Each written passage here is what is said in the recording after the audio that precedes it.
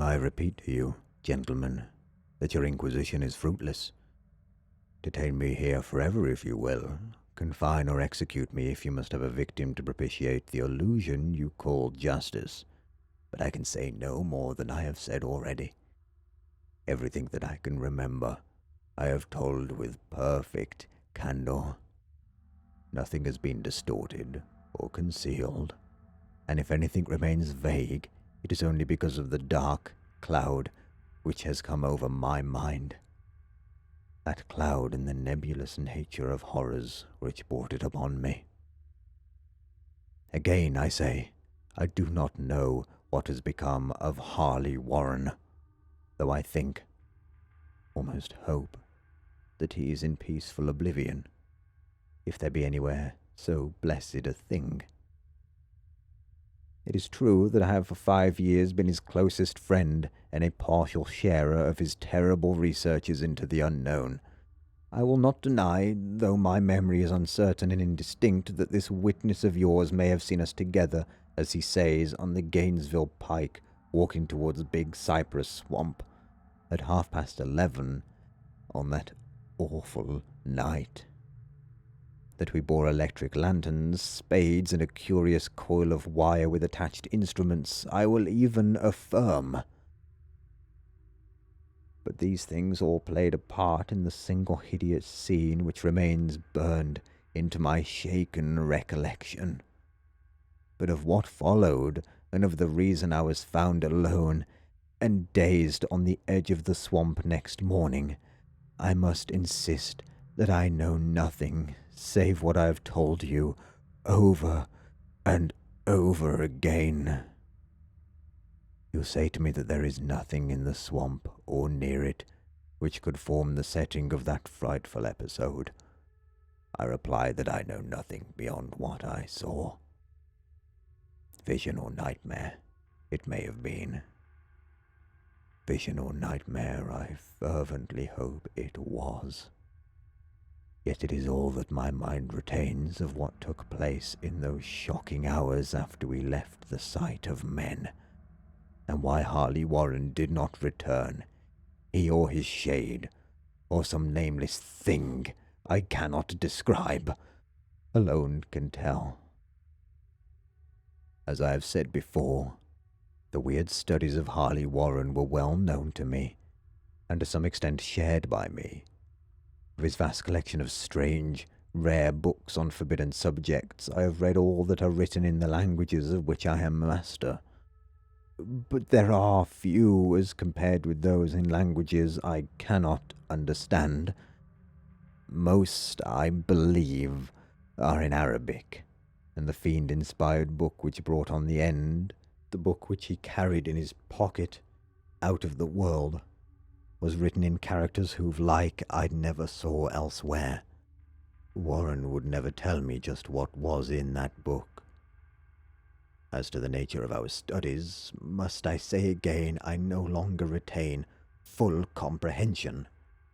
It seems to me rather merciful that I do not, for they were terrible studies, which I pursued more through reluctant fascination than through actual inclination. Warren always dominated me, and sometimes I feared him. I remember how I shuddered at his facial expression on the night before the awful happening, when he talked so incessantly on his theory why certain corpses never decay, but rest firm and fat in their tombs for 1,000 years. But I do not fear him now, for I suspect that he has known horrors beyond my ken. Now I fear for him. Once more I say that I have no clear idea of our object on that night. Certainly it had much to do with something in the book which Warren carried with him, that ancient book in the undecipherable characters which had come to him from India a month before. But I swear I do not know what it was we expected to find. Your witness says he saw us at 11:30 on the Gainesville Pike, headed for Big Cypress Swamp. This is probably true, but I have no distinct memory of it. The picture seared into my soul is of one scene only, and the hour must have been long after midnight, for a waning crescent moon was high in the vaporous heavens. The place was an ancient cemetery, so ancient that I trembled at the manifold signs of immemorial years. It was in a deep, damp hollow, overgrown with rank grass, moss, and curious creeping weeds, and filled with a vague stench which my idle fancy associated absurdly with rotting stone. On every hand were the signs of neglect and decrepitude, and I seemed haunted by the notion that Warren and I were the first living creatures to invade a lethal silence of centuries. Over the valley's rim, a wan, waning crescent moon peered through the noisome vapors that seemed to emanate from the unheard-of catacombs, and by its feeble, wavering beams, I could distinguish a repellent array of antique slabs, urns, cenotaphs, and mausolean facades, all crumbling, moss-grown, and moisture-stained, and partly concealed by the gross luxuriance of the unhealthy vegetation. My first vivid impression of my own presence in this terrible necropolis concerns the act of pausing with Warren before a certain half-obliterated sepulchre, and of throwing down some burdens which we seemed to have been carrying. I now observed that I had with me an electric lamp and 2 spades, while my companion was supplied with a similar lantern and a portable telephone outfit.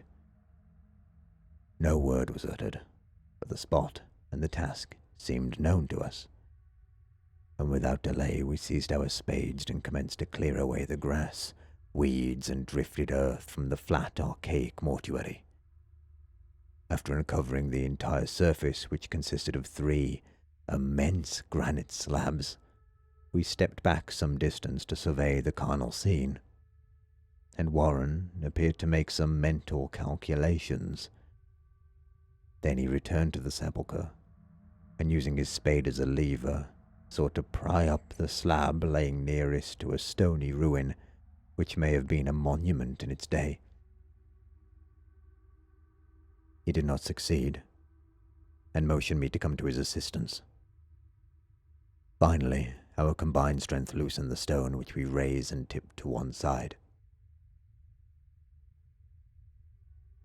The removal of the slab revealed a black aperture, from which rushed an effluence of miasmal gases so nauseous that we started back in horror.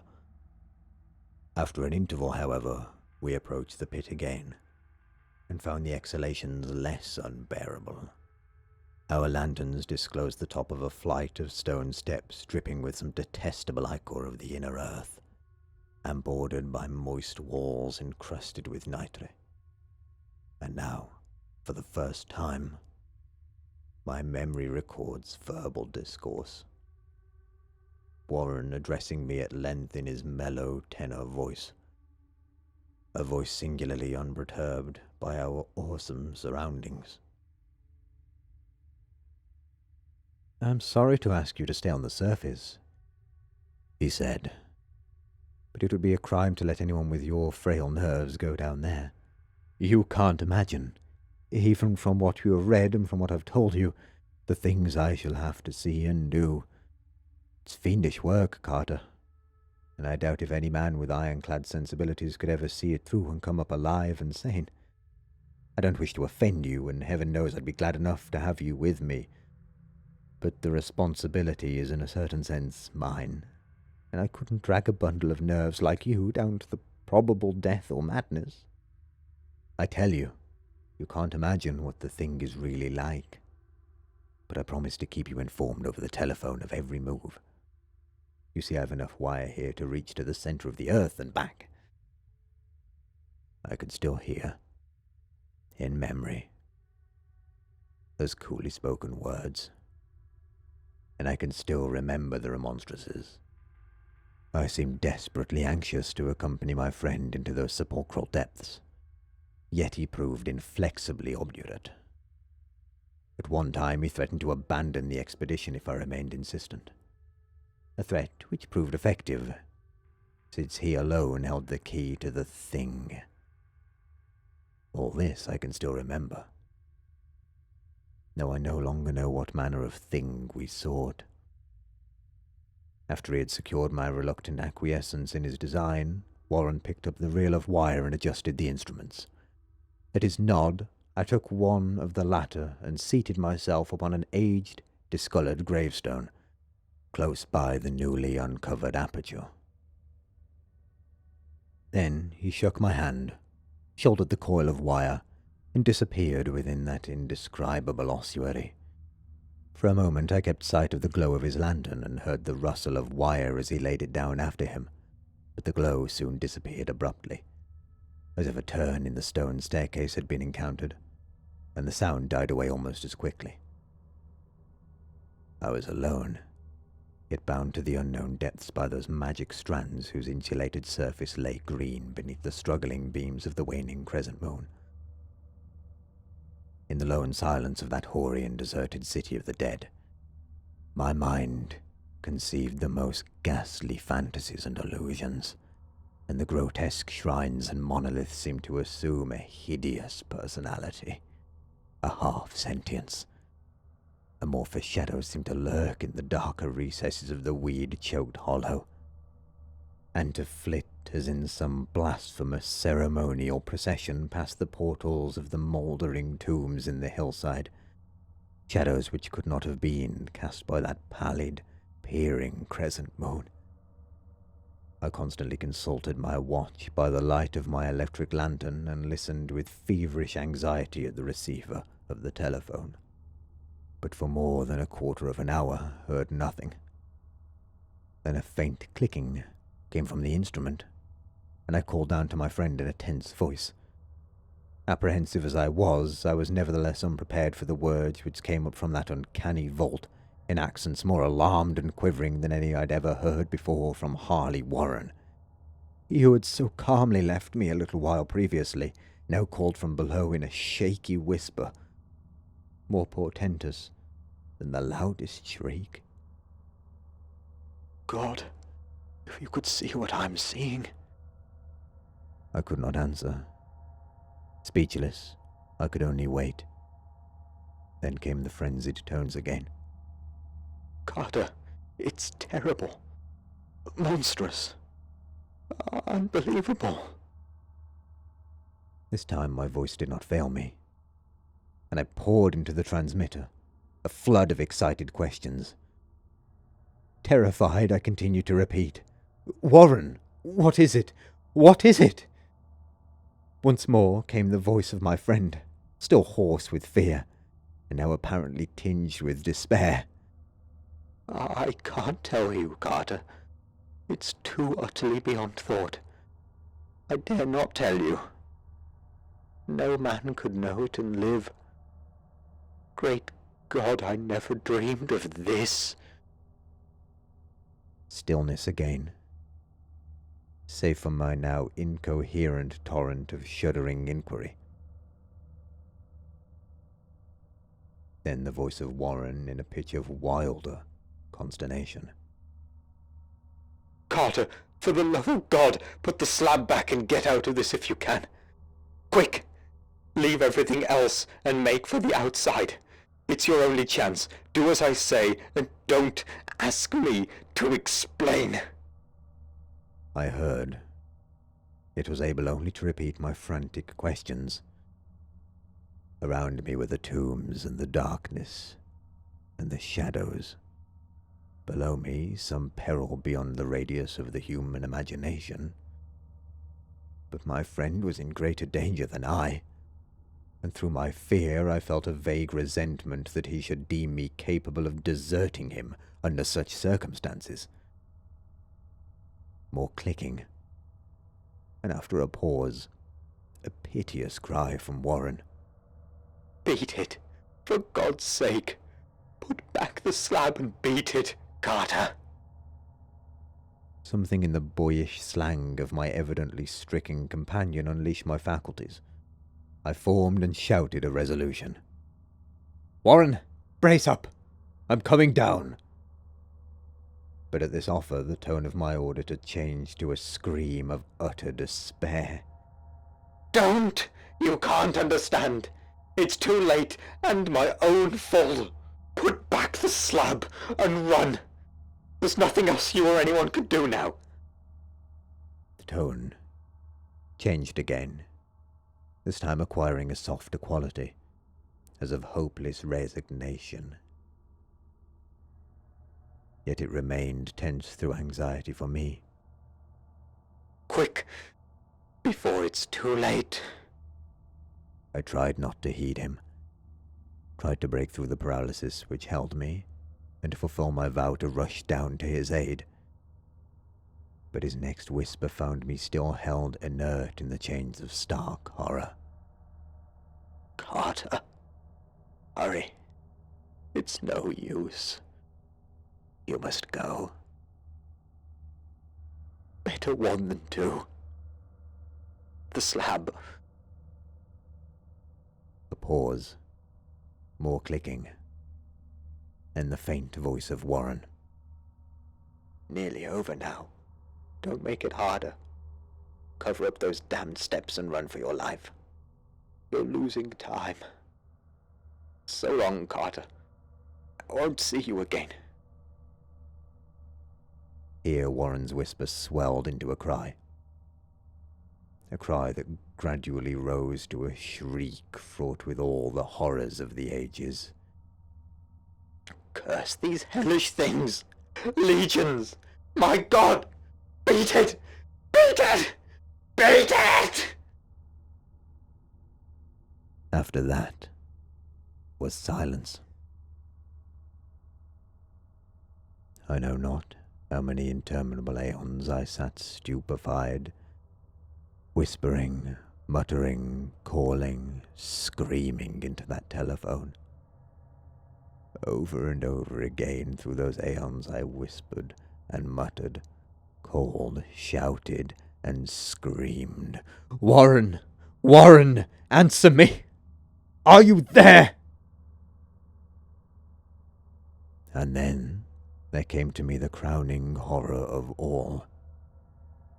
The unbelievable, unthinkable, almost unmentionable thing.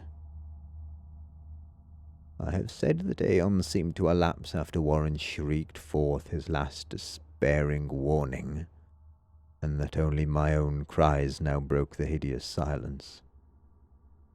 But after a while there was a further clicking in the receiver, and I strained my ears to listen. Again, I called down, "Warren, are you there?" And in answer, heard the thing which has brought this cloud over my mind. I do not try, gentlemen, to account for that thing, that voice, nor can I venture to describe it in detail, since the first words took away my consciousness and created a mental blank without reaches to the time of my awakening in this hospital. Shall I say that the voice was deep, hollow, gelatinous, remote, unearthly, inhuman, disembodied? What shall I say? It was the end of my experience, and is the end of my story. I heard it, and knew no more. Heard it as I sat petrified in that unknown cemetery, in the hollow, amidst the crumbling stones and the falling tombs, the rank vegetation and the miasmal vapours. Heard it well up from the innermost depths of that damnable open sepulchre, as I watched amorphous, 𝗘𝗾𝗂𝗀𝗀 shadows dance beneath an accursed, waning moon. And this is what it said. "You fool! Warren is dead.